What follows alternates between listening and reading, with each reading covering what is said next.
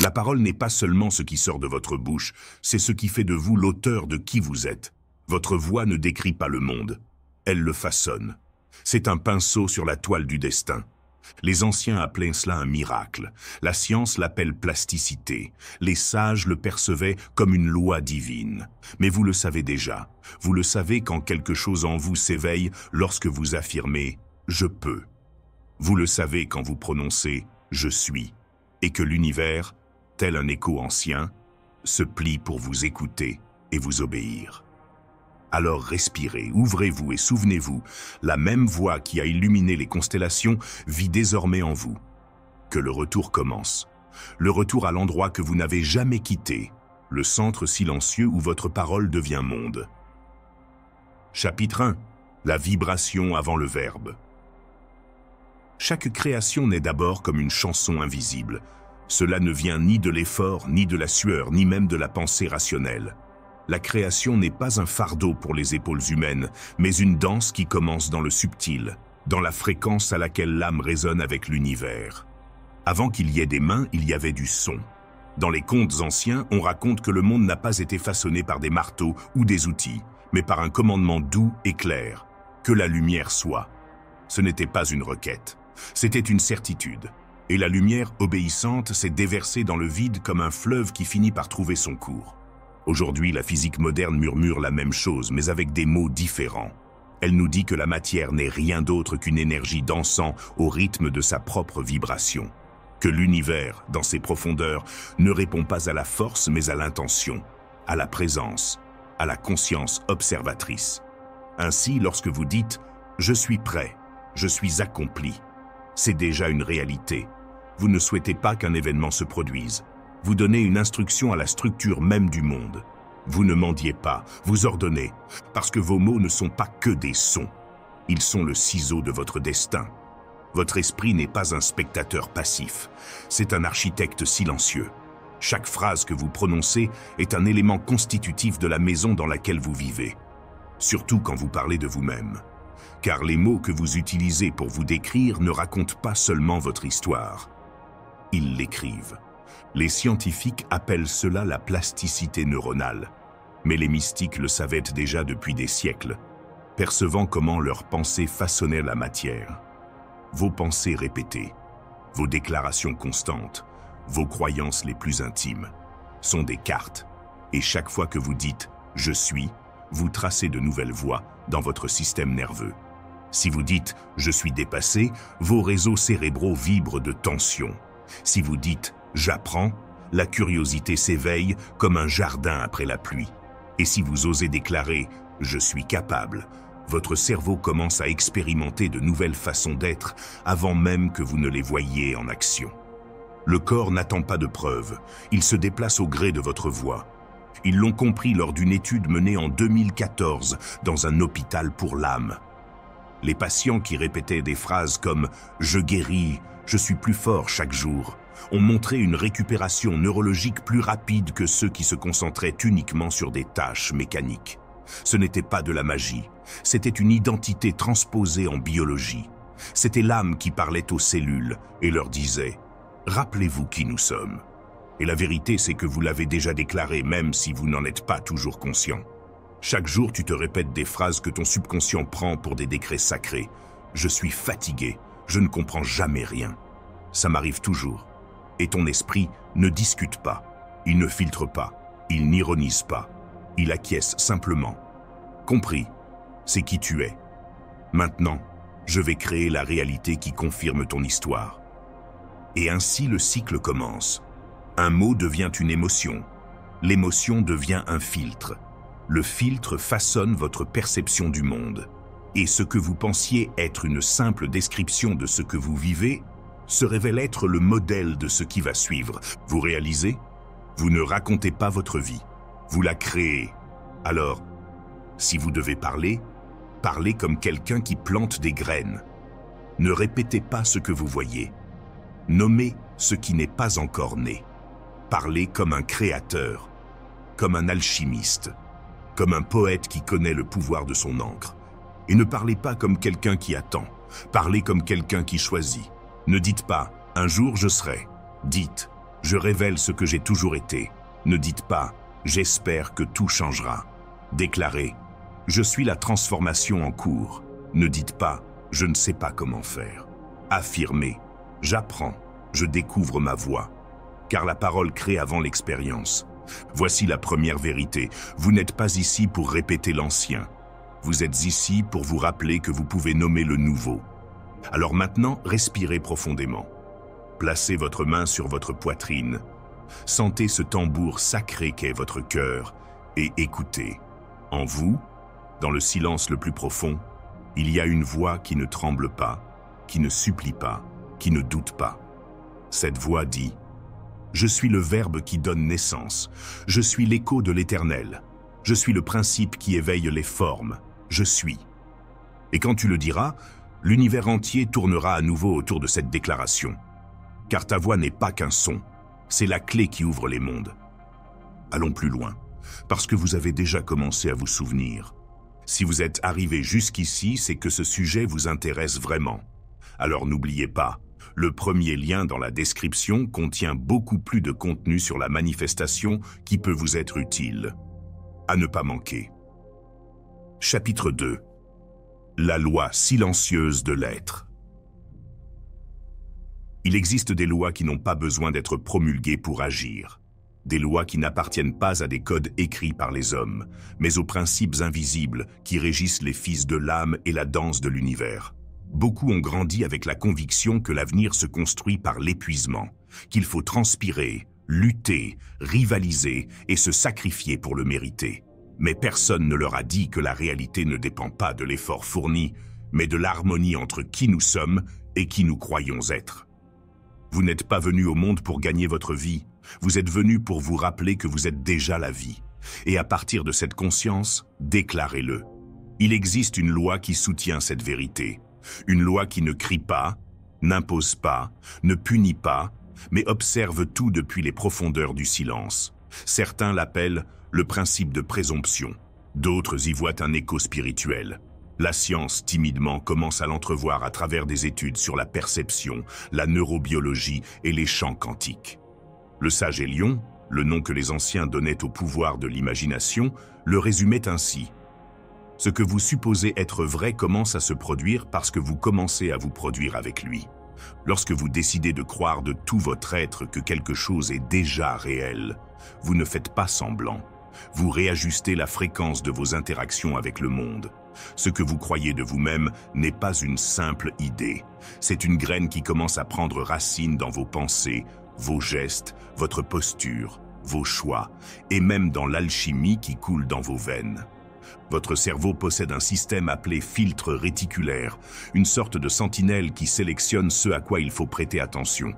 Ce gardien invisible travaille sans relâche, en permanence. Mais il ne filtre pas ce qui est important, il filtre ce que vous jugez important. Si vous dites « je n'ai jamais de chance », la sentinelle cherchera confirmation partout. Si vous proclamez « la vie est en ma faveur », alors l'univers semblera pencher en votre faveur. Non pas parce que votre environnement a changé, mais parce que vous avez changé d'angle. Vous n'observez pas le monde tel qu'il est. Vous filtrez la vie à travers ce que vous avez déclaré. Je me souviens du cas d'une jeune fille nommée Liora. Elle vivait dans un système éducatif qui ne la comprenait pas, qui la qualifiait de moyenne, difficile, lente. Jusqu'au jour où un autre professeur l'a regardée droit dans les yeux et lui a dit « Tu es un génie, il suffit d'apprendre comme tel ». Cette affirmation a été la clé d'un nouveau destin. Dès lors, Liora s'est mise à se répéter « Je suis brillante, j'apprends simplement différemment ». Et ses pensées ont commencé à s'orienter vers de nouveaux horizons. Ses notes se sont améliorées. Mais au-delà des résultats scolaires, quelque chose de plus profond a changé. Sa perception d'elle-même s'est épanouie. Des années plus tard, elle est devenue enseignante auprès d'autres enfants oubliés du système, leur rappelant la même chose. Vous valez bien plus que ce qu'on vous a dit. Qu'est-ce qui a changé? Ce n'était pas seulement le contenu de ses pensées, mais la fréquence émotionnelle avec laquelle elle les ressentait. Car dire « je suis forte » d'une voix tremblante de doute ne change rien. Mais affirmer « je suis suffisante » du plus profond de son être, avec chaque cellule en résonance avec cette vérité, change tout. Beaucoup de gens répètent des phrases comme « je suis riche » ou « j'ai confiance en moi », mais leur ton vibre sur la fréquence de la peur. Et le subconscient, cet enfant sacré qui vit au plus profond de vous, ne comprend pas la grammaire. Il n'écoute pas les mots, il écoute les émotions. Il est à l'écoute de la cohérence. C'est pourquoi les affirmations creuses ne fonctionnent pas, car derrière le mot, il n'y a ni énergie, ni conviction, ni âme. Mais lorsque pensée et émotion fusionnent, lorsque le « je suis » naît de la certitude intérieure, alors se produit ce que les sages appellent le saut de l'invisible au manifeste. Le docteur Elias Del Valle, scientifique de la conscience, disait « Le corps ne réagit pas à la phrase, mais à la vibration de la personne qui la prononce. » Lorsque vous déclarez avec émotion « Je suis l'abondance », la dopamine, molécule de l'énergie et de la motivation, est libérée. Si vous affirmez « Je suis en paix », l'ocytocine, l'hormone qui apaise, unit et inspire la confiance, émerge. Vos mots sont plus que des sons. Ce sont des formules chimiques, des signaux électriques, des instructions pour chaque cellule de votre corps. C'est pourquoi la vie ne change pas quand on en fait plus. Elle change quand on devient une autre vibration qui parle avec vérité. Car il ne s'agit pas de convaincre l'univers. Nul besoin de supplier le chant quantique. Il suffit de déclarer ce que l'on est déjà. Ne dites pas « je veux être courageux ». Dites « je marche comme quelqu'un qui l'est déjà ». Ne répétez pas « j'espère changer ». Déclarez « je suis déjà celui qui transforme par sa seule présence ». Il ne s'agit pas de faire semblant, il s'agit de s'aligner sur l'identité qui a toujours vécu en vous, attendant d'être nommée. La loi derrière la voix n'exige pas de diplôme, elle ne mesure pas les sacrifices, elle n'évalue pas les mérites, elle n'écoute que la vibration avec laquelle vous vivez votre vérité. Alors parle, mais il parle comme s'il se souvenait, comme quelqu'un qui porte une clé sacrée qui ouvre la porte suivante. Chaque mot que vous prononcez est un seuil. Il peut vous enfermer dans ce que vous étiez ou vous libérer de ce que vous pouvez devenir. Alors, n'utilisez pas votre voix comme une répétition inconsciente. Utilisez-la comme une révélation de ce qui a déjà été accompli sur le plan de l'âme. Parce que quand on parle de là, l'univers n'hésite pas, il obéit, tout simplement. Déclarez-le et cela sera fait. Chapitre 3. La voix qui éveille la matière. Il y a une voix en vous qui ne vient ni de votre gorge ni de votre langue, mais d'une profondeur antérieure au temps. Une vibration ancienne, tissée entre vos os et les étoiles, qui parle non seulement au monde extérieur, mais murmure à la réalité elle-même comment elle devrait être tissée. Cette voix n'est pas un écho mineur dans le vide, mais une structure, une architecture sacrée qui, lorsqu'elle se manifeste, façonne l'invisible et le transforme en pierre, en vent, en chair et en chemin. Lorsque vous parlez avec un cœur serein et une volonté en harmonie avec votre essence, vous n'émettez pas simplement un son. Vous offrez des instructions à l'univers. Chacun de vos mots, s'ils sont nés avec conviction, devient une boussole pour l'énergie qui façonne le tangible. Tout comme le potier tourne son tour et façonne l'argile avec patience, vous façonnez votre destin avec le timbre intérieur de vos pensées et de vos émotions. Les sages anciens n'avaient pas besoin de laboratoire pour comprendre cette vérité. Ils disaient qu'au commencement était le Verbe, et que ce Verbe était divin. Ils ne disaient pas cela pour embellir un récit sacré, mais parce qu'ils comprenaient que tout ce qui existe était d'abord un murmure dans l'âme, une idée si puissante que l'univers lui-même choisissait de lui obéir. Ce n'était ni l'anglais, ni le latin, ni le sanskrit que le cosmos entendait. C'était la cohérence, c'était la vibration. Lorsque votre voix est alignée avec votre intention, la langue que vous parlez n'a pas d'importance, car l'univers ne répond pas au vocabulaire, mais à la fréquence. Il y a plus d'un demi-siècle, un voyageur scientifique nommé Arlene Genro, un sage des Alpes, fit une découverte qui transforma sa vision du monde. À l'aide de grains de sable fins et d'une plaque de métal, il laissa le son chanter sa vérité. Ce qu'il vit était poétique. Le sable dansait au rythme de fréquences invisibles, formant des formes parfaites, des géométries sacrées, qui semblaient la provenir de l'âme de la terre. Ce n'était pas de la sorcellerie, c'était de la physique. Et pourtant, c'était aussi de la magie. Plus la note est pure, plus la forme est harmonieuse. Plus la vibration est authentique, plus le motif est beau. Et ne sommes-nous pas tous pareils, des êtres faits de notes intérieures, où la peur désaccorde l'âme et le calme la réaccorde? Chaque émotion que nous entretenons, chaque croyance que nous chérissons, chaque mot que nous prononçons est une note qui résonne dans la symphonie de notre biologie. Une femme d'une profonde sagesse, le docteur Célina Daré, a découvert que nos mots ne voyagent pas seulement dans l'air, mais se dissolvent dans notre corps. Les pensées ne sont pas des nuages passagers, ce sont des substances chimiques. Chaque « je suis » que nous prononçons devient un messager qui parcourt nos rivières intérieures, touchant chaque cellule, apportant instruction, bénédiction ou blessure. Si vous dites « je suis le chaos », le corps répond par des tempêtes. Si vous dites « je suis la racine », les eaux se calment et la terre se fortifie sous vos pieds. Ce n'est pas une métaphore, c'est l'alchimie incarnée. Vos phrases ne sont pas de simples idées, ce sont des graines. Chaque mot que vous lancez dans le champ quantique est un choix parmi des millions de futurs possibles. Dans ce champ infini, où les chemins restent à parcourir et les possibilités à éveiller, tout attend d'être nommé. Mais il ne suffit pas d'observer, il faut déclarer. Quand vous dites « voilà qui je suis », vous fermez la porte à toutes les autres versions que vous auriez pu être. Vous tracez les contours de votre destin avec le feu. L'univers, généreux comme une mer et féroce comme un fleuve, ne juge pas vos choix. Il les honore seulement. On raconte qu'une femme nommée Nira, dans un pays où le soleil semblait oublier son visage, fut abandonnée par la médecine. Son corps était plongé dans l'ombre et ses organes, un à un, commencèrent à lâcher. Mais Nira, du fond de son âme encore brûlante, refusait de mourir. Elle ne dit pas « je veux vivre ». Elle dit « je suis la vie ». Et dans cette déclaration, il n'y avait aucune logique, seulement une certitude. En un instant qui dura une éternité, elle vit son esprit entier libéré de toute maladie. Et lorsqu'elle retourna dans son corps, celui-ci lui obéit. Les médecins ne savaient que dire. Les sceptiques haussèrent les épaules. Mais elle sourit, comme quelqu'un se souvenant d'une langue qu'elle avait toujours su parler. C'est ainsi avec la vérité. Quand on la nomme du plus profond de son être, nul besoin de convaincre qui que ce soit. L'univers la reconnaît et le sol s'affaisse sous nos pieds. Quand vous dites « je suis amour », vos cellules se mettent à danser en harmonie. Quand vous dites « je suis abondance », vos yeux se transforment en chasseurs de miracles.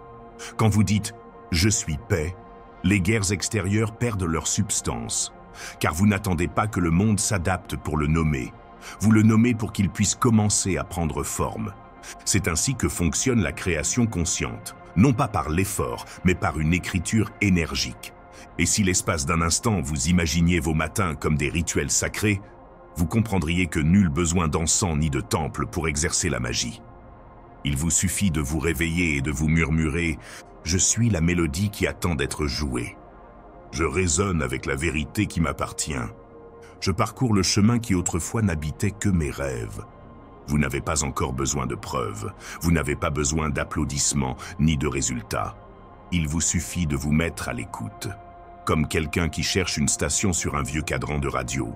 Vous ne voyez pas la musique, mais quand vous trouvez la bonne fréquence, vous commencez à l'entendre.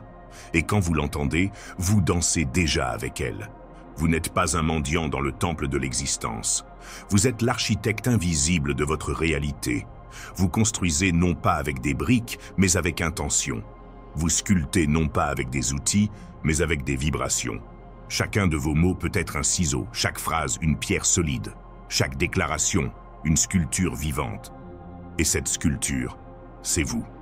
Parlez, déclarez, vibrez, et ainsi sera-t-il. Chapitre 4. Incarnez la parole que vous prononcez. Il ne suffit pas de parler. Il ne suffit pas de déclarer ses intentions aux cieux, ni de murmurer ses rêves à l'oreille de l'univers. Car les mots, bien que sacrés, sont des graines dormantes s'ils ne sont pas nourris par l'acte de les vivre. Nombreux sont ceux qui proclament leur grandeur à l'aube et marchent dans la peur au crépuscule. Ils parlent d'abondance du bout des lèvres, mais négocient la pénurie avec leur âme. Ils disent « je suis amour », mais avancent avec des pieds marqués par des blessures non cicatrisées. Ainsi, le champ où ils ont semé leur déclaration devient confus, tel un jardin qui ne sait pas s'il doit fleurir ou se faner. Nommer n'est qu'un seuil. Incarner, en revanche, est la voie royale, et quiconque choisit de la franchir doit laisser derrière lui l'ombre de son histoire. Devenir la parole qu'il prononce, c'est permettre à son identité de parler plus fort que ses habitudes, plus fort que son passé, plus clairement que ses vieilles excuses. Car l'identité est une loi silencieuse qui régit toutes les actions. Vous pouvez coucher vos rêves 1000 fois sur le papier, répéter des affirmations jusqu'à en perdre la voix. Mais si au fond de vous, vous croyez toujours la même personne qu'hier, alors chaque geste sera un hommage à cette ancienne version. La psychologie le confirme. Votre esprit agit selon ce qu'il croit que vous êtes. Ce n'est pas de la superstition, c'est une structure interne. L'âme vit au rythme de l'image qu'elle se fait d'elle-même. Par conséquent, le changement n'est pas seulement une question de volonté, mais une réécriture de votre identité.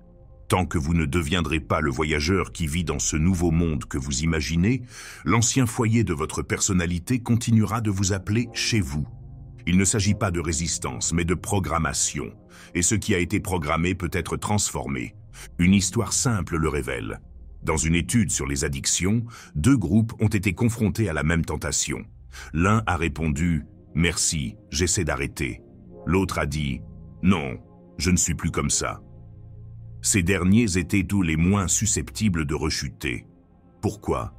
Parce qu'ils ne se considéraient pas comme des combattants, mais comme des alchimistes ayant déjà transcendé. Ils ne forçaient pas un comportement, ils incarnaient une nouvelle version d'eux-mêmes. Et lorsque l'âme s'est éloignée de chez elle, même les vieux fantômes ne peuvent la retrouver. C'est le secret que beaucoup oublient. Il ne suffit pas de répéter « je suis libre ». Il faut marcher comme quelqu'un qui s'est libéré de ses chaînes. Il ne s'agit pas de dire « je suis lumière », mais d'apprendre à soutenir son regard quand tout autour de soi semble encore obscur. La véritable manifestation ne consiste pas à dire, mais à être. Car la cohérence ne ment pas. Que disent vos épaules lorsque vous affirmez la certitude? Que murmure votre respiration lorsque vous proclamez le calme? Qu'écrivent vos décisions lorsque vous déclarez l'accomplissement? L'incarnation n'est pas faire semblant. Ce n'est pas revêtir un nouveau costume, c'est se souvenir. C'est revenir à ce soi qui a toujours été là, mais qui était enfoui sous des couches de peur, d'histoire et de répétition. Vous pouvez commencer dès votre réveil. Chaque matin apporte son lot d'opportunités. Une question silencieuse. Si je croyais vraiment être ce que j'ai déclaré, comment marcherais-je aujourd'hui? Comment parlerais-je si je savais que j'étais déjà complet?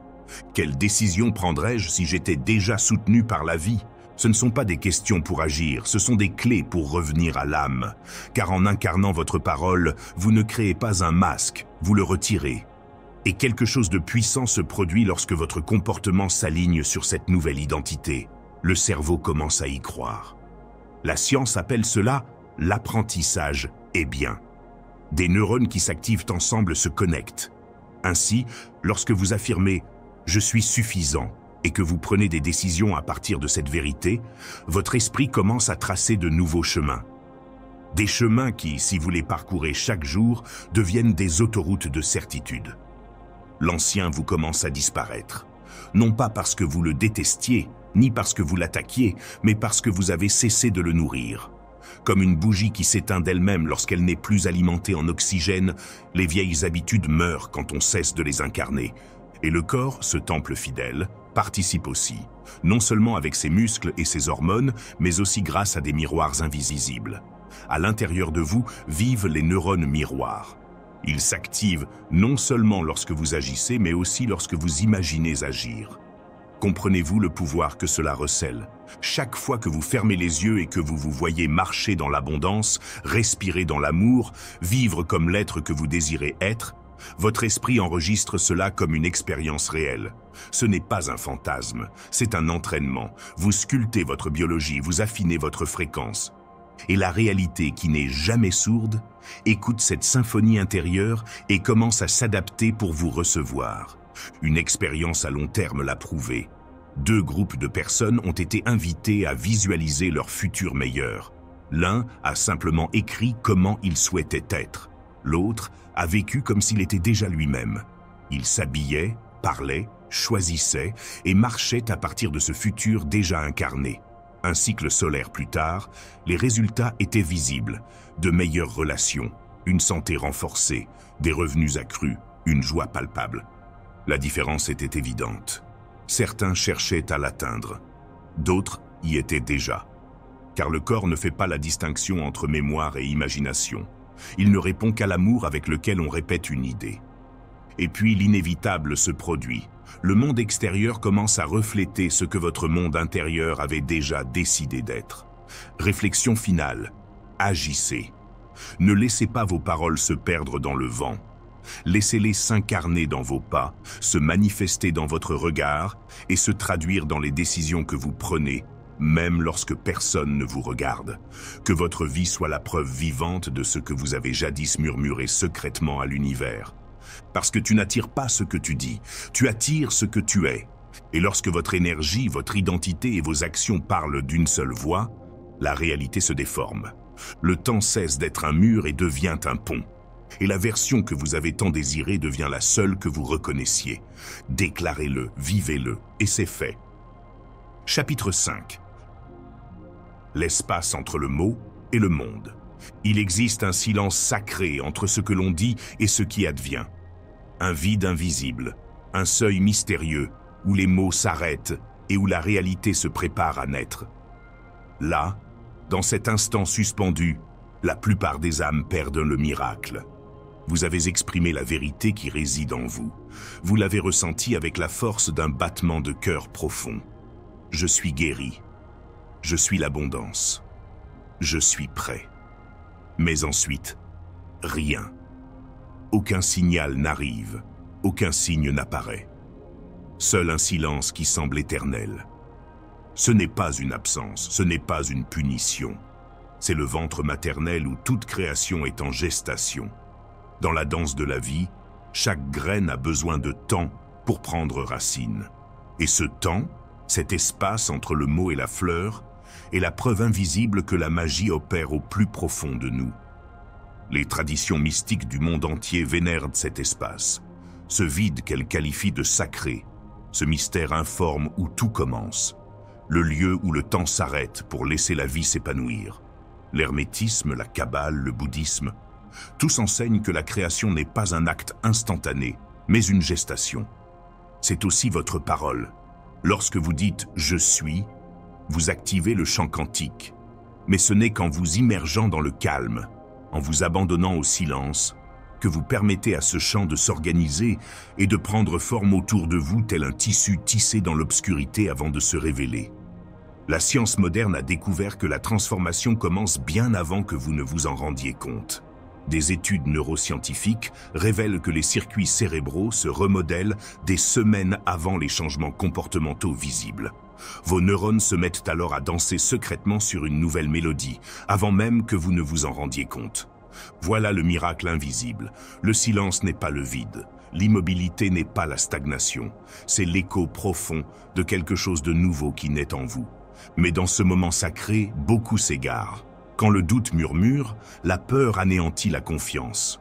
Le désespoir vous pousse à déclarer à nouveau, à forcer la manifestation, à tenter de contrôler ce qui est déjà en marche. Et puis, sans le vouloir, vous interrompez le signal. Votre subconscient reçoit le message « Je ne crois pas ce que j'ai dit ». Et la création s'arrête. La chronologie est réorganisée. Le processus s'arrête. Non pas à cause d'un échec, mais parce que vous avez interrompu le flux à cause de votre anxiété. Faire confiance n'est pas seulement un acte spirituel, c'est un état physiologique. La foi est le calme qui envahit votre système nerveux. Lorsque vous faites confiance, les hormones du stress se dissipent et votre corps s'ouvre à la sécurité. Votre cœur ralentit et votre esprit devient plus clair et plus intuitif. Dans cet état, votre champ énergétique devient cohérent. L'univers, tel un miroir fidèle, répond précisément à cette vibration ordonnée. Les sages taoïstes parlent du pouvoir du non-agir. Lao Tzu enseignait que ne rien faire ne signifie pas ne rien faire du tout, mais agir sans résistance. Dire sa vérité, l'abandonner au vent, la vivre avec humilité, puis la révéler à l'univers au moment opportun. Ce n'est pas votre rôle de courir après le résultat. Votre rôle est de maintenir la fréquence, de rester ferme pendant l'attente, sans contredire ce que vous avez déjà déclaré. Imaginez que vous êtes un jardinier qui a planté une graine. Au lieu de la déterrer pour voir si elle a poussé, vous fermez les yeux et visualisez les racines s'étendant sous terre, fortes et profondes. Même si la fleur n'a pas encore émergé, vous savez qu'elle est là, se développant silencieusement. Affirmez à chaque respiration, mon identité évolue sous la surface. Tenez un journal où vous écrivez depuis l'être que vous êtes déjà. Aujourd'hui, j'ai marché comme quelqu'un porté par la vie. Utilisez votre respiration comme un point d'ancrage. Inspirez votre déclaration. Expirez l'envie de contrôler. Ne déterrez pas la graine, ne forcez pas la fleur. Maintenez la foi. Cultivez le silence. Car après les paroles sacrées, il ne reste plus qu'à faire confiance. Ce n'est pas une attente passive, c'est un alignement actif. Vous avez exprimé ce que vous êtes. Vous avez connecté votre énergie à ce verbe. Maintenant, laissez la vie le refléter. Ne remplissez pas le silence de peur. Laissez-le vous remplir de foi. Car l'espace entre la parole et la vision n'est pas vide. C'est le terreau fertile où la réalité atteint enfin l'âme qui sait quoi dire. Parlez, attendez, soyez, et laissez le monde se lever pour vous rencontrer. Chapitre 6. Écho, épreuve. Lire les signes d'alignement. L'univers ne s'exprime pas par des phrases claires ou des discours évidents. Son langage est subtil, encodé en symboles, en petites impulsions, en émotions qui résonnent comme des miroirs de l'âme. Vous avez proclamé votre vérité. Vous avez commencé à cheminer dans cette vibration. Et pourtant, l'esprit agité murmure « Où est-ce ? Comment puis-je savoir si cela fonctionne ?» Ce n'est pas la loi qui vacille, mais votre habitude de ne croire qu'à ce que vos yeux peuvent saisir. Mais la manifestation n'éclate pas soudainement. Elle murmure, résonne et scintille d'abord en écho à peine perceptible, clin d'œil invisible venu de la campagne qui vous disent « Vas-y ». Pour comprendre ces signes, vous devez apprendre un langage autre que la logique ou la raison. Le langage dont vous avez besoin est celui de la résonance énergétique, la vibration que l'univers renvoie lorsque votre fréquence est claire et pure. La loi qui régit n'est pas celle de l'effort ou de la récompense, mais celle du réflexe. Il ne s'agit pas de gagner en travaillant dur, mais plutôt de syntoniser la bonne station. Pensez à une radio. Ce n'est pas l'intensité avec laquelle on tourne le bouton qui fait entendre la chanson, mais simplement le fait de trouver la bonne fréquence où le bruit disparaît et où la mélodie émerge. C'est ainsi dans la réalité. Les signes ne sont pas des récompenses pour le mérite, mais plutôt des signes que votre identité est en harmonie et non dans le désespoir. Il y avait une femme qui proclamait « Je suis une oratrice, ma voix est faite pour être entendue ». Pendant des mois, le silence régna. Ni scène, ni invitation. Mais elle ne baissa pas les bras. Elle écrivait, visualisait, marchait résolument. Puis un jour inattendu, le téléphone sonna. Une place se libérait pour une grande conférence, suite à une annulation. Elle ne l'avait ni demandé, ni sollicité. Elle était simplement devenue quelqu'un qui méritait cette opportunité. Ce n'était pas de la chance, c'était un écho. Mais les échos ne se font pas toujours entendre avec un grondement tonitruant. Parfois, ils apparaissent comme de petits éclairs. Un vieil ami qui réapparaît, une phrase entendue par hasard qui semble lue dans votre âme, une paix inattendue qui remplace l'anxiété. Ce ne sont pas des coïncidences, ce sont des boucles de rétroaction de l'univers, des retours parfaits de la vibration que vous avez émise. Carl Jung appelait cela la synchronicité, la réalité se dévoilant pour ceux qui ont des yeux pour la voir. Les neurosciences expliquent ce phénomène par le système d'activation réticulaire, un réseau cérébral qui filtre et sélectionne les informations correspondant à ce que vous avez programmé mentalement. Si vous dites « je suis dans l'abondance », votre cerveau commence à repérer des opportunités, des compliments et des ressources que vous ignoriez auparavant. Tu n'as pas changé le monde, tu as changé ta façon de le voir. Ce phénomène est connu sous le nom d'amorçage cognitif, et c'est la raison pour laquelle les signes semblent magiques. Vous venez d'indiquer à votre esprit ce qui devrait compter. Pour cultiver cette conscience, terminez chaque journée en vous demandant « Quels signes sont apparus aujourd'hui qui correspondent à la personne que je suis en train de devenir ?» Soyez attentifs aux murmures, pas aux cris. Un contact doux est tout aussi puissant qu'une grande annonce. Soyez reconnaissant pour chaque petit signe, car la gratitude est un amplificateur. En remerciant, vous renforcez votre cohérence émotionnelle et attirez davantage de vibrations en harmonie avec vous-même. Si un chiffre, un animal ou une phrase revient, ne l'ignorez pas. Demandez-vous, à quoi pensais-je quand cela est apparu? Souvent, ces symboles reflètent votre état intérieur. Le monde est un miroir perpétuel qui reflète ce qui se passe en vous. Vous ne recevez pas de signaux parce que l'univers vous privilégie ou vous punit, mais parce que vous avez affiné votre fréquence au point qu'il devient impossible de l'ignorer. Si les signaux manquent, ne blâmez pas le cosmos. Vérifiez votre propre connexion. Ne mendiez pas de signes. Devenez-en un. L'alignement ultime se produit lorsque vous n'avez plus besoin du monde pour confirmer quoi que ce soit, car votre vie même devient un signe. Votre attitude rayonne de certitude. Votre énergie transforme l'atmosphère et votre présence anticipe vos paroles avant même que votre voix ne prononce un mot. Ce chant d'oiseau que tu as entendu ce matin. Écho. L'invitation inattendue qui est arrivée. Écho. Le calme qui t'envahit au milieu du chaos. Écho. Vous n'attendez pas, vous vibrez déjà. Et le chant écoute. Continuez à parler, continuez à être, et écoutez les applaudissements silencieux d'un univers qui se réorganise autour de votre voix. Parce que vous avez parlé, vous avez cru, vous avez incarné, et maintenant, les échos ont commencé. Je profite de ce moment pour vous dire que si ce que vous voyez résonne en vous, dans le premier lien de la description, vous trouverez beaucoup plus de matériel pour continuer à apprendre. Chapitre 7. Libérez l'inconscient. Avant de pouvoir créer un nouveau monde, vous devez d'abord vous libérer des chaînes invisibles qui retiennent l'ancien. Il y a des mots que vous prononcez en pleine conscience. Je suis prêt, je suis fort, je suis suffisant. Mais il y en a d'autres que vous n'auriez jamais voulu dire, des murmures hérités de l'enfance, des échos murmurés dans le silence, marqués non seulement par des phrases, mais aussi par des tons, des émotions et des énergies qui ont pénétré votre âme sans votre permission. Je suis toujours un fardeau. Je suis trop lourd pour les autres.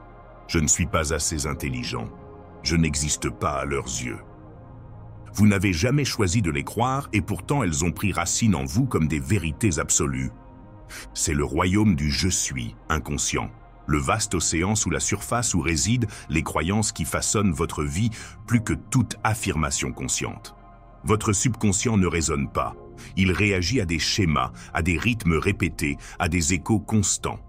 À 7 ans, la majeure partie de votre identité est déjà écrite, non pas par qui vous êtes réellement, mais par ce qu'on vous a dit que vous étiez. La science appelle cela l'empreinte précoce. Votre cerveau en développement absorbe la tonalité émotionnelle des messages, comme une vérité incontestable, non pas parce qu'ils sont vrais, mais parce qu'ils vous sont familiers. L'enfant réprimandé pour avoir posé des questions intériorise « Je suis agaçant ». L'adolescent ignoré dans sa souffrance déclare « Je ne mérite pas d'être entendu ». Et ces voix silencieuses deviennent le fondement invisible sur lequel vous construisez chaque décision d'adulte. J'ai connu un homme d'une quarantaine d'années qui sabotait constamment ses relations, non pas par désir, mais parce que quelque chose de plus profond était en jeu. Grâce à une thérapie et à une introspection, il a découvert une conviction fondamentale. Je ne mérite pas d'être aimé. Ce n'était pas une phrase que quelqu'un lui avait dite directement, mais une vérité implicite dans l'absence de son père, dans la tristesse silencieuse de sa mère, dans son regard évasif, dans sa distance émotionnelle. Il ne cherchait pas à échouer, il répétait simplement un contrat inconscient qui lui avait été imposé. Après avoir découvert ce mensonge, il a commencé à le réécrire, non pas avec force, mais avec conscience. J'apprends à recevoir de l'amour. Je ne suis pas brisé. J'ai été conditionné. Je peux être vu en toute sécurité. Au fil du temps, ces relations se sont transformées, non pas parce qu'elle a trouvé quelqu'un de nouveau, mais parce qu'elle est devenue quelqu'un de nouveau. Briser ce cycle de réaction à la révélation est l'acte le plus sacré de la connaissance de soi.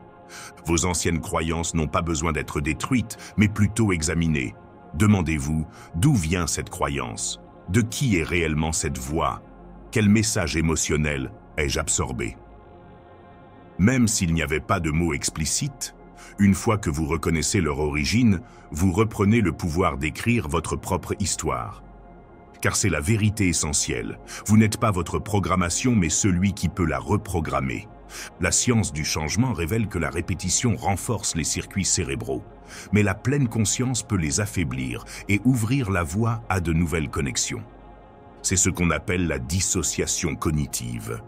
Imaginez-vous en train de penser « je ne suis pas doué avec l'argent ».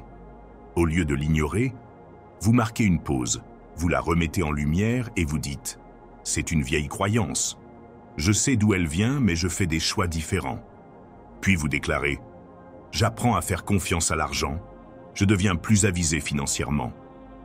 Chaque fois que vous prononcez cette nouvelle identité, vous construisez de nouvelles voies neuronales, de nouvelles résonances émotionnelles, de nouveaux futurs. On n'efface pas le passé, on met à jour le système. On réécrit les déclarations silencieuses. Faites un exercice. Notez les affirmations négatives que vous utilisez sans vous en rendre compte, ces phrases « je suis » qui surgissent automatiquement. Pour chacune d'elles, demandez-vous « qui m'a dit cela ? Quelle expérience a engendré cela ?» Ensuite, tournez cette phrase non pas vers un contraire impossible, mais vers une vérité crédible et croissante. Au lieu de dire « je ne suis pas assez », essayez « je me souviens que j'ai toujours été assez ». Ancrez cette nouvelle vérité dans votre corps. Dites « je suis » à voix haute en posant une main sur votre poitrine ou votre abdomen. Le toucher et le son se combinent pour ancrer cette croyance dans votre système nerveux. Depuis l'Antiquité, les enseignements gnostiques parlent d'un faux soi, d'une identité fabriquée par le monde. Ils ne vous invitent pas à combattre cette illusion, mais plutôt à vous rappeler qui vous êtes vraiment. Tu n'es pas l'ombre que le monde projette sur toi. Tu es l'étincelle divine, oubliée mais jamais perdue. Votre « je suis » inconscient est peut-être hérité, mais votre véritable « je suis » est éternel. Chaque fois que vous le dites, vous vous réveillez à celui que vous étiez avant que le monde ne vous dise le contraire. Réécrivez-vous dans la vérité. Tu n'as pas besoin de haïr ton ancien moi, tu as juste besoin de le comprendre. Tu n'as pas besoin de lutter contre le conditionnement, juste de le voir clairement. Parce que maintenant, vous savez que vous êtes l'auteur, le réécrivain, la parole vivante. Parlez doucement à votre ancien « je suis ». Remerciez-le de vouloir vous protéger. Puis déclarez avec fermeté et tendresse quelque chose de plus vrai. Je ne suis pas celui qu'on m'a dit. Je ne suis pas celui que la peur m'a façonné. Je suis celui que je choisis d'être, ici et maintenant, avec lucidité. Ainsi l'inconscient devient conscient, le faux se dissout, le réel commence. Chapitre 8. La danse de la transformation, renaître à chaque instant. Chaque aube nous offre un espace sacré, un portail invisible, qui nous invite à laisser derrière nous l'ancienne version de nous-mêmes et à renaître. Cette promesse quotidienne de renouveau est la subtile danse entre ce que nous étions, ce que nous sommes, et ce que nous sommes appelés à être. Cependant, la véritable transformation n'est pas un acte brutal, ni un saut inopportun. C'est une chorégraphie délicate qui se déploie dans l'espace entre intention et abandon, entre désir et acceptation, entre espoir et abandon au mystère. Souvent, nous craignons la transformation parce que nous la confondons avec la perte. Nous croyons que se défaire de la peau que nous connaissons signifie mourir, et nous nous accrochons à nos vieilles habitudes, aux histoires que nous nous racontons, aux blessures qui saignent encore, comme s'il s'agissait de refuges invulnérables. Mais renaître n'est pas mourir. Renaître, c'est se souvenir de qui nous sommes sous toutes ces couches de peur, de doute et de conditionnement. C'est se débarrasser des faux masques et découvrir la flamme intérieure qui ne s'est jamais éteinte. L'étincelle divine qui réside au cœur de notre être, même lorsque la tempête fait rage. Notre ancienne identité s'accroche avec la force d'un chêne centenaire, car à son ombre, nous nous sentons en sécurité, même si cette ombre nous limite et nous empêche de grandir. La vie, cependant, nous invite à lâcher ses branches rigides et à danser avec le vent de l'incertitude. Ce n'est que dans cet abandon que l'âme s'épanouit et que le cœur apprend à vibrer au rythme de nouvelles mélodies, inconnues mais pleines de promesses. Cette danse de la transformation ne se fait pas dans la précipitation, ni avec la résistance de quelqu'un qui craint de perdre le contrôle. Elle se fait avec présence, avec amour de soi et de la vie. Chaque pensée, chaque mot, chaque action devient un pas qui nous rapproche de l'essence que nous aspirons à incarner. Il ne suffit pas de désirer le changement. Il faut l'habiter, le respirer, le sentir vibrer dans chaque cellule de notre corps. La graine de la transformation germe dans la répétition consciente. Lorsque chaque geste devient une affirmation silencieuse de notre nouvelle vérité, le corps commence à se souvenir. Les anciens circuits mentaux, créés par des années de schémas et de croyances, sont reconfigurés et l'esprit s'ouvre à des possibilités qui semblaient autrefois impossibles. Mais ce chemin n'est ni linéaire, ni exempt d'ombre. La transformation est pleine de rebondissements inattendus, de moments de doute et de vieilles croyances qui tentent de reconquérir leur territoire. Le chemin du renouveau est semé d'embûches et d'avancées, de nuits sombres et d'aubes radieuses. L'essentiel est de ne jamais perdre de vue le phare intérieur qui nous guide toujours, cette voix douce et assurée qui murmure « Continue, tu es sur la bonne voie ». Même si le corps tremble et l'esprit vacille, l'âme reconnaît le chemin et n'a besoin que de confiance pour continuer. Dans le silence de la nuit, lorsque le bruit du monde disparaît et que le corps s'apaise, c'est là que le mouvement profond, le changement qui s'opère sous la surface, se fait le plus sentir. La transformation s'opère dans cet espace sacré entre soupir et silence, entre ombre et lumière, au seuil de tous les possibles. Dans cet instant éternel, nous sommes invités à lâcher prise sur le passé, à nous libérer de nos fardeaux, à nous abandonner au mystère du présent. La véritable renaissance est un acte de courage et de tendresse. Le courage de regarder sans crainte les blessures que nous avons jalousement gardées et la tendresse de nous accueillir avec compassion, de guérir sans jugement. C'est se pardonner d'avoir cru à des mensonges qui n'étaient pas les nôtres et s'autoriser à accueillir de nouvelles vérités qui nous libèrent. Chaque pas vers l'authenticité est un acte d'amour pour nous-mêmes et pour le tissu vivant que nous partageons avec l'univers. Ce processus est aussi un acte de respect pour la vie qui coule en nous et autour de nous. Reconnaître que nous sommes les créateurs de notre réalité, c'est comprendre que nous sommes les sculpteurs de l'existence, les peintres de notre propre toile, les poètes de notre histoire. Dans la danse de la Renaissance, l'incertitude se transforme peu à peu en chant. Le chant devient lumière, et la lumière devient un phare qui non seulement éclaire notre chemin, mais guide aussi les autres dans leur propre cheminement. Car la transformation est un acte collectif, un tissu invisible d'inspiration et de soutien mutuel. Cette renaissance continuelle nous enseigne que la transformation n'est pas une destination lointaine, ni un accomplissement à atteindre, mais plutôt une acceptation constante du flux incessant de la vie. Elle nous rappelle que chaque instant, aussi court soit-il, est une invitation à dire « oui » à notre vérité la plus profonde et à la manifester dans chaque acte, dans chaque parole. La peur de la transformation naît de l'ignorance, de l'attachement au confort du familier, même si ce confort est la plus cruelle des prisons. Cependant, l'âme aspire à s'épanouir, et elle n'y parvient que si nous nous libérons des chaînes du passé et nous ouvrons à l'aventure du changement. Il ne s'agit pas d'être parfait à chaque pas, ni d'effacer les cicatrices d'un seul coup, mais de marcher avec humilité et détermination, avec la certitude que chaque chute est une leçon et chaque ascension une victoire. Ce processus nous apprend à écouter le langage secret du corps, qui s'exprime à travers les sensations, les intuitions et les émotions. Le corps est le temple où réside la sagesse ancestrale, et lorsque nous l'honorons avec respect et attention, il devient notre meilleur allié pour la renaissance. Nous apprenons également à faire taire le bruit extérieur qui nous impose limites et jugements. La véritable transformation naît d'une connexion profonde avec notre moi intérieur, cet espace sacré où résident paix, créativité et liberté. C'est là que nous trouvons la force de laisser tomber les vieilles histoires qui ne nous servent plus, de dire adieu aux masques et aux rôles qui nous ont définis et de découvrir la beauté et la vérité de notre essence.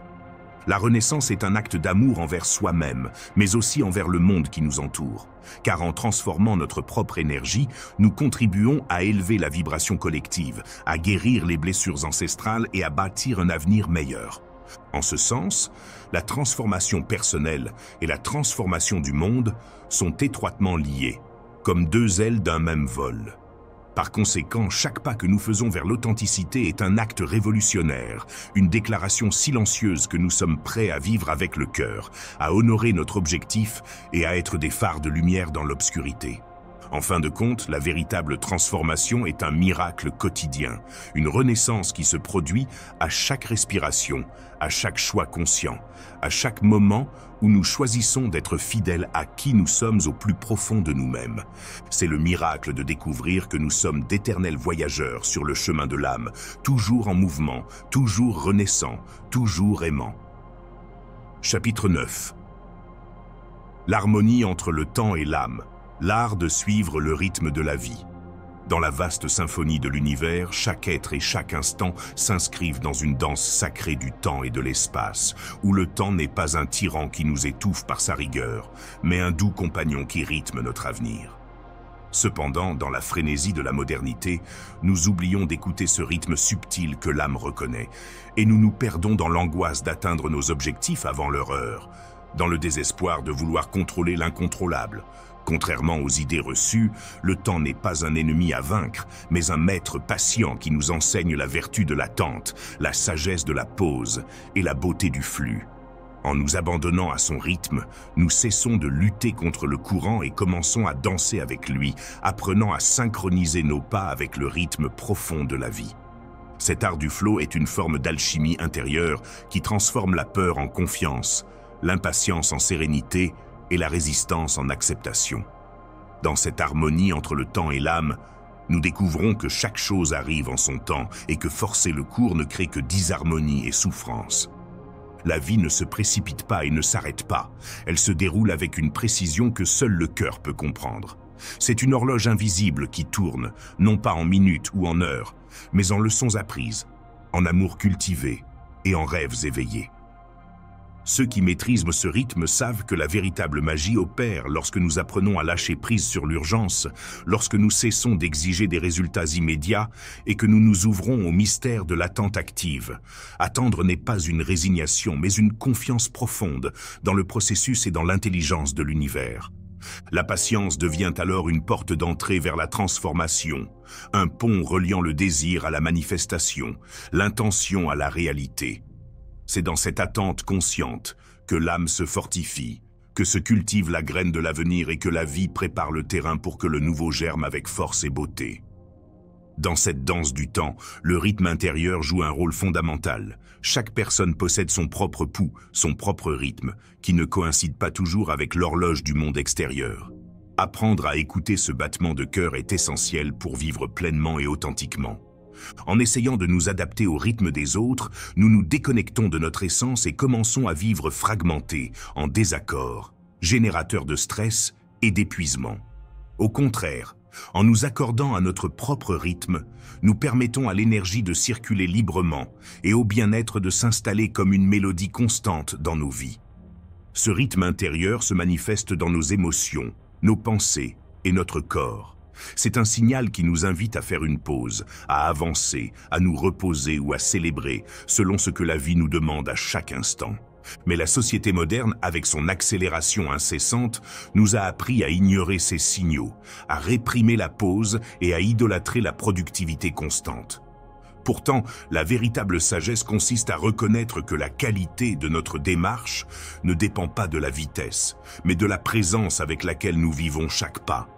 En apprenant à vivre avec le temps, nous découvrons que la vie n'est pas une course, mais un chemin sacré qui mérite d'être parcouru avec attention et amour.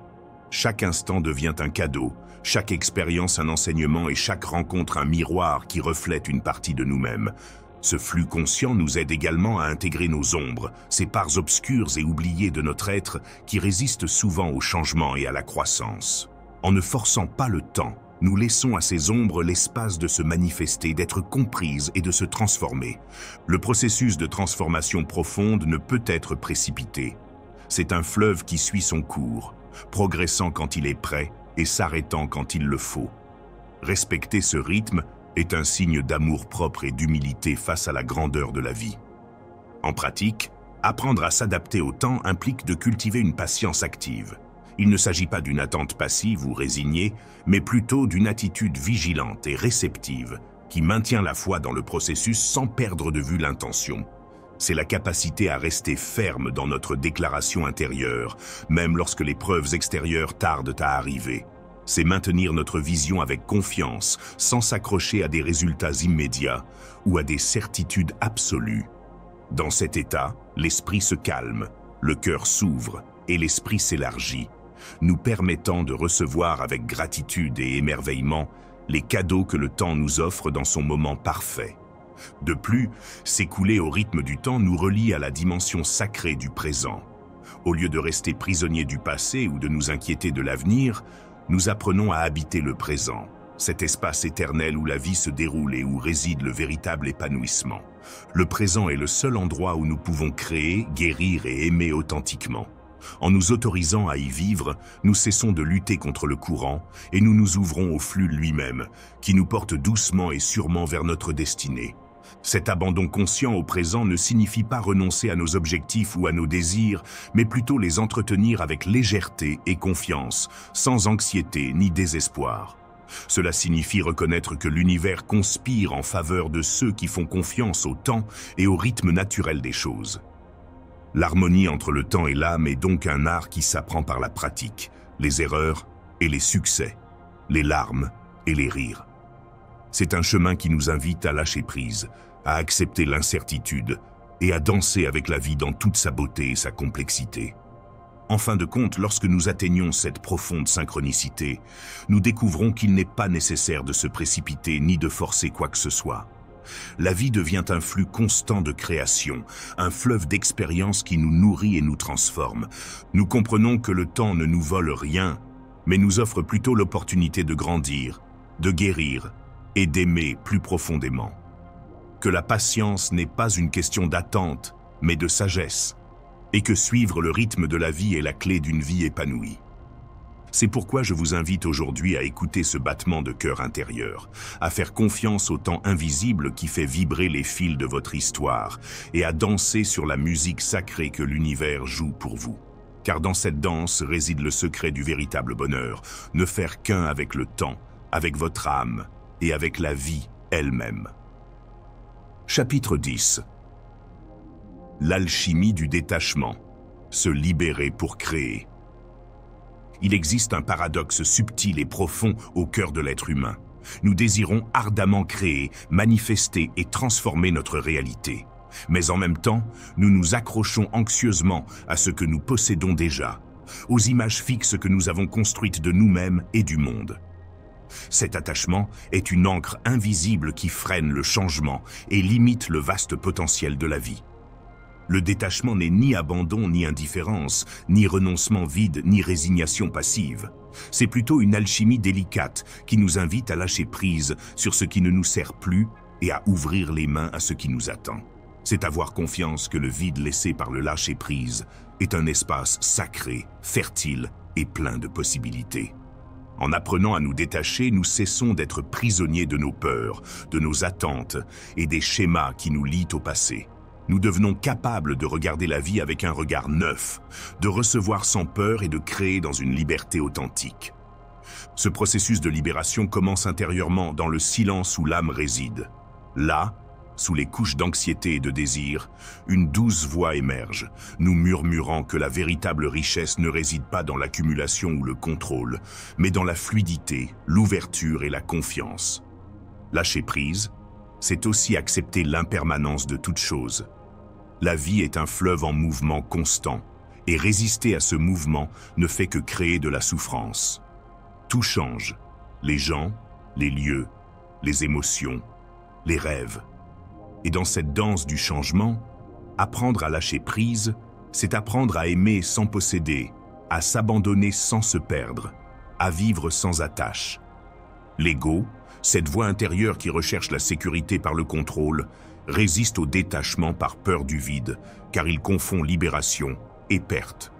Mais lorsque l'âme s'exprime, elle révèle que le vide est une porte vers la plénitude, que l'espace libéré invite à la création et que le détachement est le pont entre ce qui était et ce qui sera.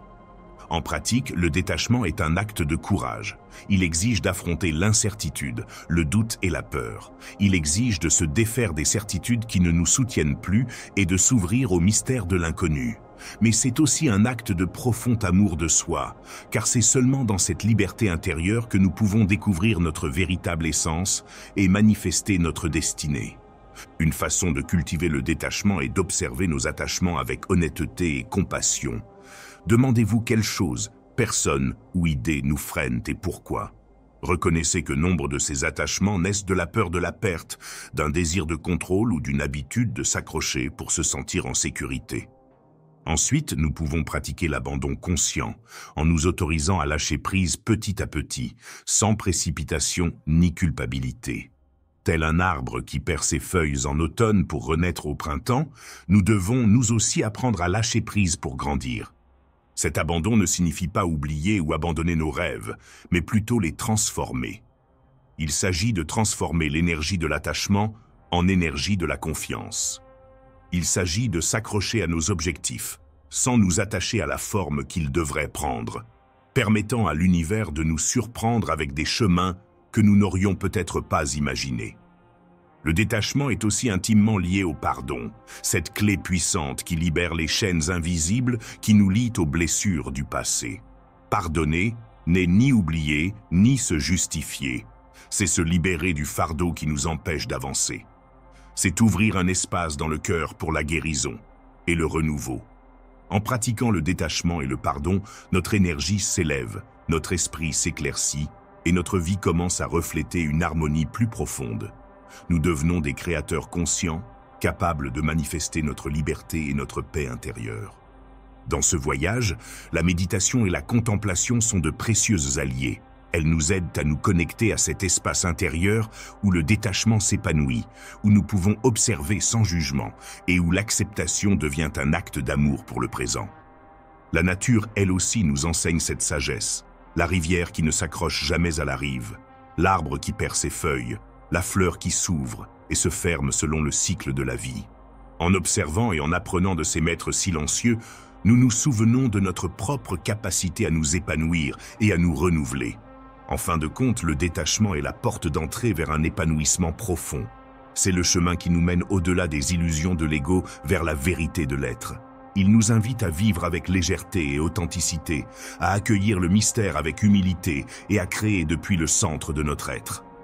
Ainsi, lorsque nous lâchons prise, nous ne perdons pas. Nous gagnons en liberté. Lorsque nous lâchons prise, nous ne nous sentons pas vides. Nous nous remplissons de vie. Et lorsque nous abandonnons la peur du changement, nous découvrons que la vie elle-même est un miracle en constante création. Ce chapitre est une invitation à pratiquer l'alchimie du détachement dans tous les aspects de notre existence, à nous libérer de l'ancien avec gratitude, à nous ouvrir au présent avec amour et à accueillir l'avenir avec espoir. Car c'est seulement à partir de cette liberté intérieure que nous pouvons manifester le monde dont nous rêvons et vivre la vie que nous méritons vraiment. Chapitre 11. Le pouvoir silencieux du mot, comment le langage tisse l'âme et le monde. Le mot est bien plus qu'un son qui s'échappe de nos lèvres. C'est le souffle de l'âme, le pont invisible qui unit l'intérieur et l'extérieur, le fil subtil qui tisse le destin. Avant que la réalité ne prenne forme, le mot a déjà semé sa graine dans le vaste jardin de l'univers. Chaque mot que nous prononçons, nous jetons une pierre dans le lac infini de l'existence. Les ondulations qui en résultent voyagent au-delà du visible, résonnant dans la structure même de la vie. Les mots ont le pouvoir de modeler la matière, de façonner l'intangible et de réveiller ce qui sommeille en nous.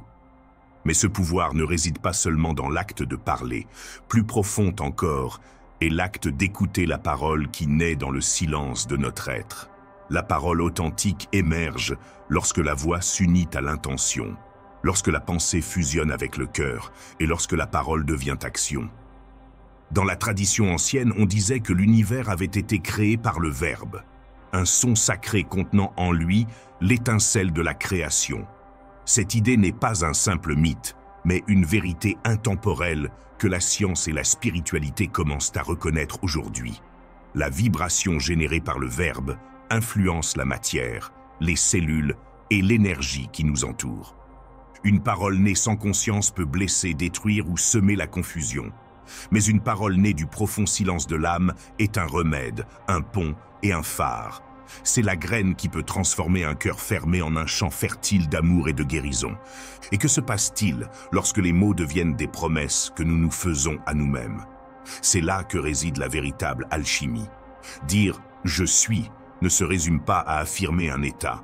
C'est invoquer une force qui se déploie au cœur de notre réalité. Mais pour que cette force se manifeste, nous devons incarner ce mot, le vivre, et lui permettre de résonner dans chaque fibre de notre être. Le pouvoir des mots réside dans leur cohérence. Il ne suffit pas de déclarer les lèvres tremblantes et l'esprit empli de doute. Les mots doivent être un acte de foi, un engagement qui unit l'esprit, le corps et l'âme. Lorsque nous parlons avec conviction, nous émettons une fréquence qui active le champ quantique des possibles et attire à nous ce que nous avons déclaré. Cependant, la manifestation ne se produit pas toujours immédiatement ni visiblement. Il existe un espace sacré entre le mot et sa réalisation, un vide qui n'est pas absence, mais incubation. Dans ce silence, le mot se niche, grandit et prépare le terrain pour que la réalité le reflète. Pour honorer le pouvoir de la parole, nous devons aussi honorer celui du silence. Le silence n'est pas l'absence de son, mais la présence d'une écoute profonde, celle qui permet à la parole de trouver son chemin vers la matérialisation.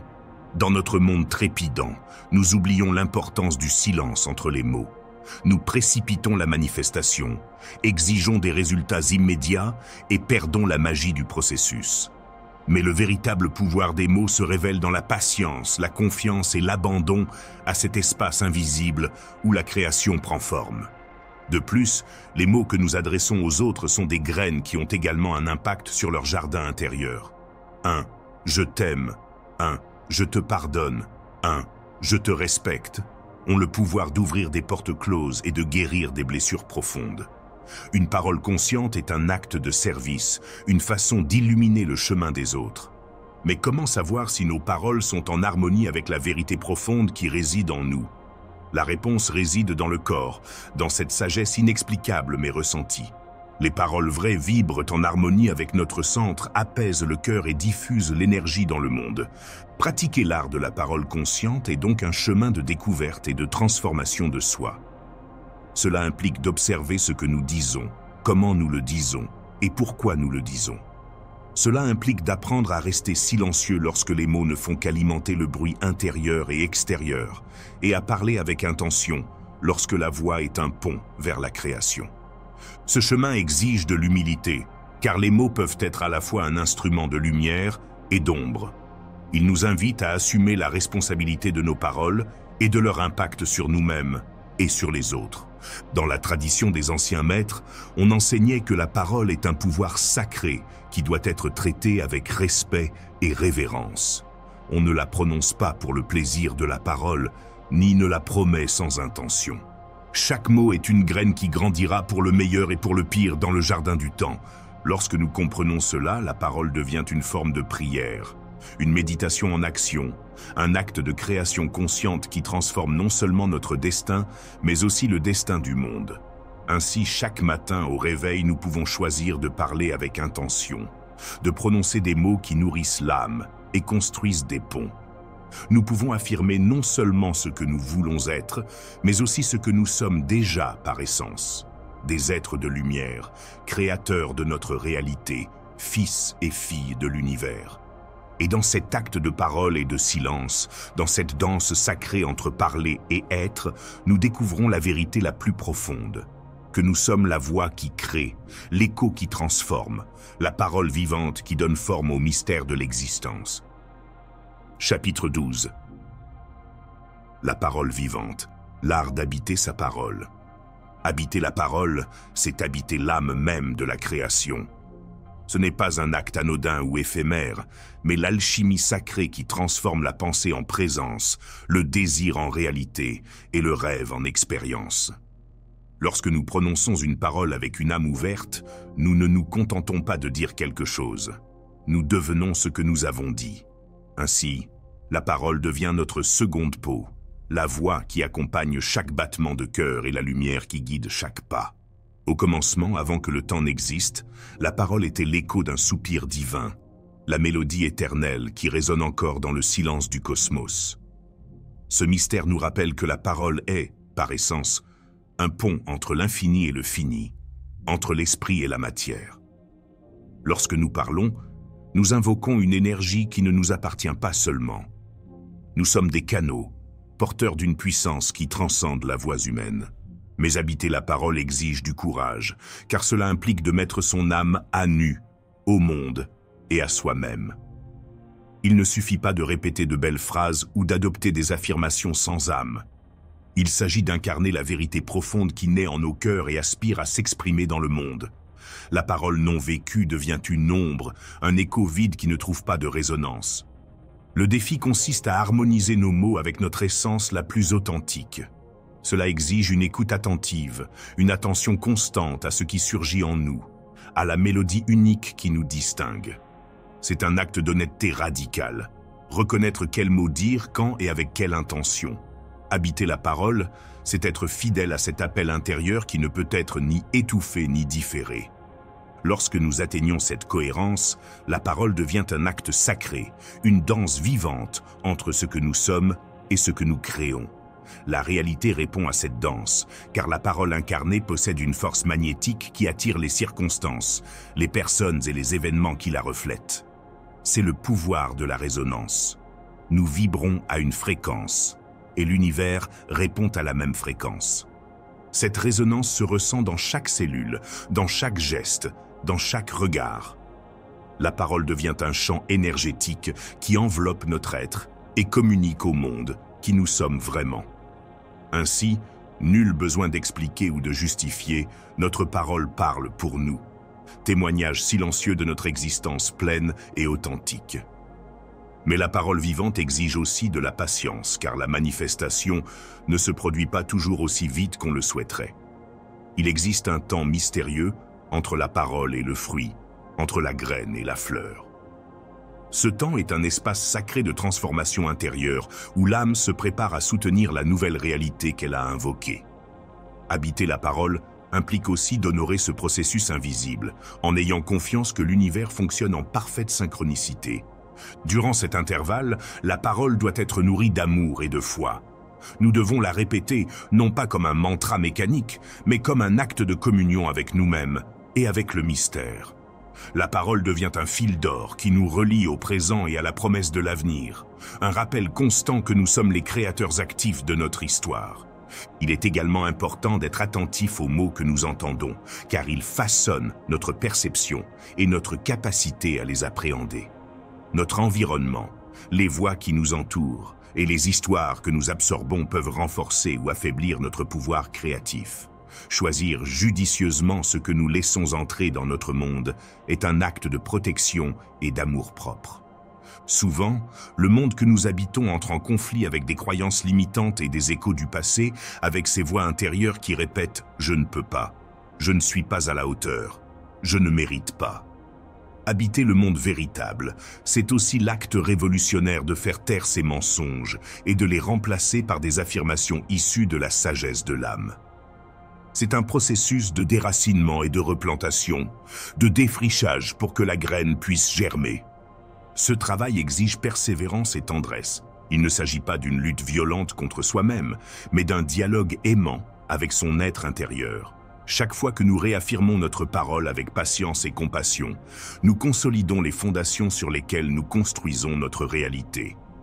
Ainsi, la parole devient foyer, refuge et chemin. Dans ce processus, les mots ouvrent aussi à la rencontre avec les autres. Notre expression authentique invite à une connexion profonde, car lorsque nous parlons avec vérité, nous touchons les fibres invisibles que nous partageons tous. Les mots deviennent des ponts entre les âmes, un langage universel qui n'a pas besoin de traduction. En eux, nous trouvons la possibilité de guérir les blessures collectives et de construire un tissu commun d'espoir et d'amour. La parole vivante est, en définitive, une forme d'amour en action. Elle est la manifestation concrète de notre engagement envers nous-mêmes et envers le monde. C'est la promesse que nous faisons chaque jour d'être fidèles à notre essence, d'écouter l'appel de notre cœur et de cheminer courageusement vers l'accomplissement. Je vous invite donc à observer attentivement vos paroles, à écouter le rythme de votre voix et la mélodie de vos pensées. Demandez-vous quels mots vous habitez aujourd'hui, quelle histoire vous racontez sur vous-même et votre vie. Et si ce mot ne vous soutient pas ou ne vous inspire pas, osez en choisir un autre, né de la lumière que vous portez en vous. N'oubliez pas que vous êtes le créateur de votre verbe, l'architecte de votre parole. Chaque fois que vous choisissez de parler avec vérité et présence, vous ouvrez la porte à une réalité plus authentique et plus riche. Ne sous-estimez pas le pouvoir de votre voix, car elle contient l'étincelle divine qui peut allumer le feu du changement et de l'éveil. Habiter la parole, c'est en définitive l'art d'être soi-même dans toute sa plénitude. C'est vivre en harmonie avec la vibration de vérité qui vibre au cœur de l'univers. C'est accepter que nous sommes parole et silence, son et absence, forme et essence. Et dans cette acceptation, découvrir que nous sommes bien plus que ce que nous avions imaginé. Merci d'avoir lu jusqu'ici. Si ce contenu sur la manifestation vous a fait réfléchir ou vous a ouvert de nouvelles perspectives, ne vous arrêtez pas maintenant. Le premier lien dans la description vous donne accès à bien plus de ressources pour continuer à grandir, à apprendre et à appliquer ces connaissances à votre vie. À bientôt pour la prochaine vidéo, mais n'oubliez pas, votre transformation commence par l'action.